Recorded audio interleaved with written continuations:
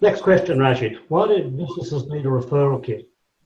Okay, so think about the last time somebody asked you for a referral. What went through your mind? What went through your mind? Well, I suppose, did we have a relationship? Had whatever they've done for me worked? Was I happy with it? Was I happy with the service or the product? That's the type of thing. Okay, and let's assume that you never worked with them per se, but you knew of them.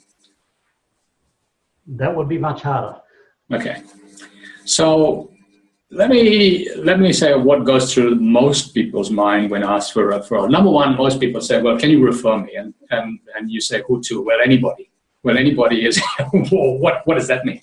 Yeah. So the first mistake is people aren't really specific in who they're asking for as a potential preferee, if you like. So you need to say, "Look, I'm looking for argument's sake, golfers who are reducing their handicap because I know that they tend to be more affluent or something." So you need to be able to narrow it down. But the primary thing that goes through most people's heads is that, hey, I'm not a salesperson, and you're asking me to sell on your behalf to some potential client. Number one, I don't have time. I'm only thinking about myself. I mean, let's face it, this is what's going through most of our minds. We're selfish, we think about ourselves. We don't have time to think about other people. And I'm certainly not going to go out there and make this sale for you.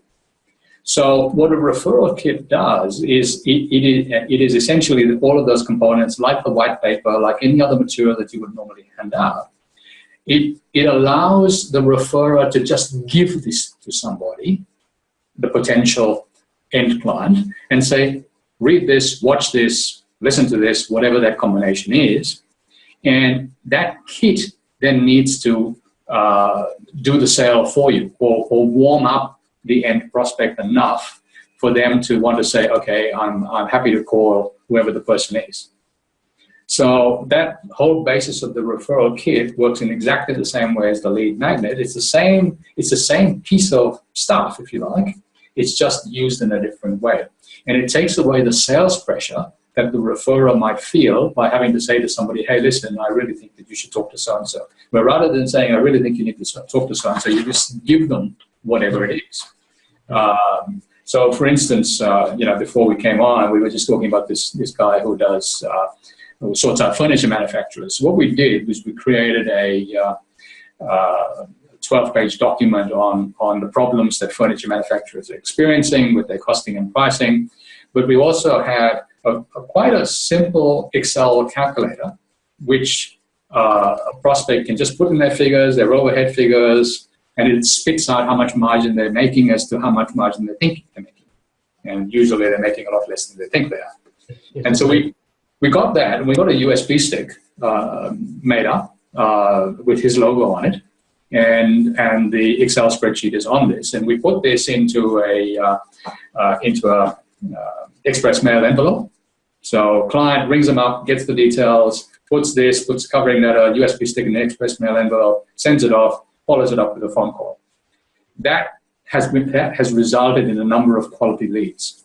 Now that same kit can be handed out by accountants to possible clients of theirs. It could be handed out by other manufacturers who are feeling generous enough to recommend it, because they don't have to do the sale. This document does the sale for them. And the fact that there is some sort of inclusion device like the Excel spreadsheet, which, of course, the next thing is to get them to use it, but that's not the story, actually helps people make the sale for themselves. That helps them get enough information so that they can decide whether they want to move forward or not. So that's the basis of a referral kit, and that's why it's so important. That's very useful too. I mean, if I'm just thinking my client base, a lot of them would find that very useful. It'd take it that step beyond, can you give us some names, or can you ring someone, ring a few people and recommend me? Much more systematic. Yeah, much more systematic. But the other thing you could also do, and this is not an idea that I had, but it's a good one, is you could go through their contact list. You go through their LinkedIn contacts or just their address book and say, okay, these are the sorts of people I'm looking for. Obviously, you've got to have a good relationship with them, and say, okay, let's look at these names. What can you tell me about them? Can we send them this kit?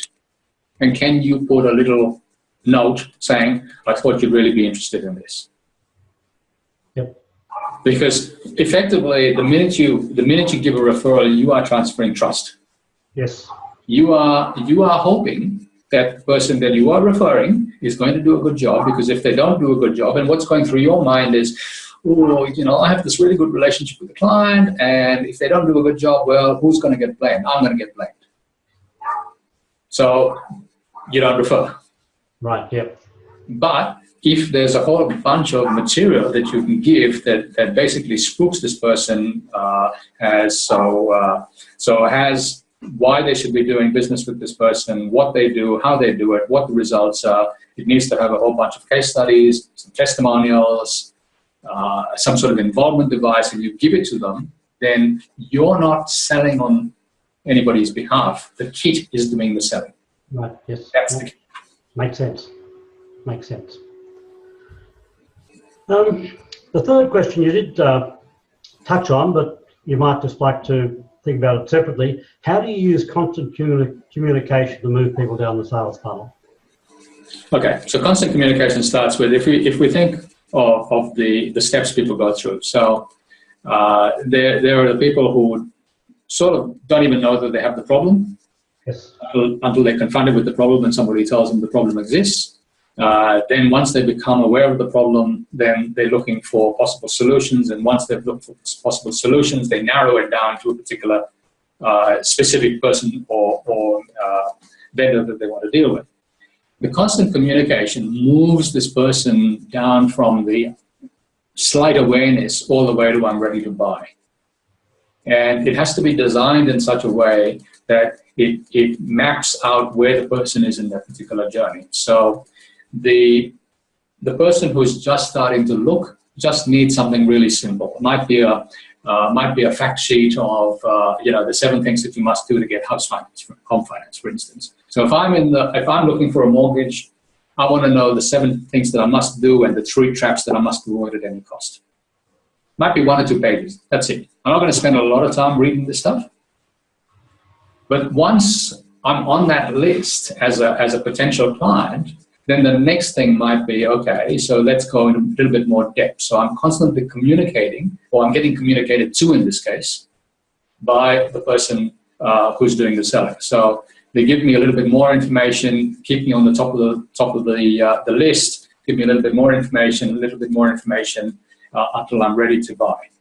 The other critical rule is, I don't know if you've ever come across it, but a woman called Wendy, how to get as many clients as you want in 90 days and keep them for a lifetime. She believes, and she's proved, having worked for a huge number of companies like Saki & Saki, Thomas Cook International, people like that, the 90-day rule. And the 90-day rule is that come 90 days, people forget you. If they haven't heard from you in 90 days, on day 91, if someone else comes along with a solution that they happen to be looking for on day 91, even though they've known you for years, they will go with the other person. Yeah, so it's a very important concept. And so we say, at the very least, you must communicate with your clients and your prospects once every 90 days. Once a month is better. Once a week is even better. But most people can't do once a week. They just don't have enough to say, oh, it's just too hard for them to do it. But certainly once a month, you need to be doing it. And the other thing I would say is you absolutely need to tell your clients all of the things that you can do for them. And this is the other mistake that you can make with people. So when you're constantly communicating, and here's a great example. I had somebody ring me up and they said, look, I saw your newsletter about not telling people what you actually do. And he said, he is a printer. He had printed business cards and letterhead for this organization for 20 years. And he walked into their warehouse to deliver a whole bunch of stuff, and he's looking around and he's saying, what's that stuff over there in the corner? The guy said, we just had all of this stuff done. And he said, but we could have done that. The guy said, well, I didn't know you did that. I've come across that so often, yes. But guess how much that order was worth? $500,000. Wow. That's a big miss. He had no idea that this guy could have done it for him because he never bothered to tell him. And that's where the constant communication comes in. So it's not communication for communication's sake. It's communication because you want to educate your clients. You want to help move them down that sales funnel.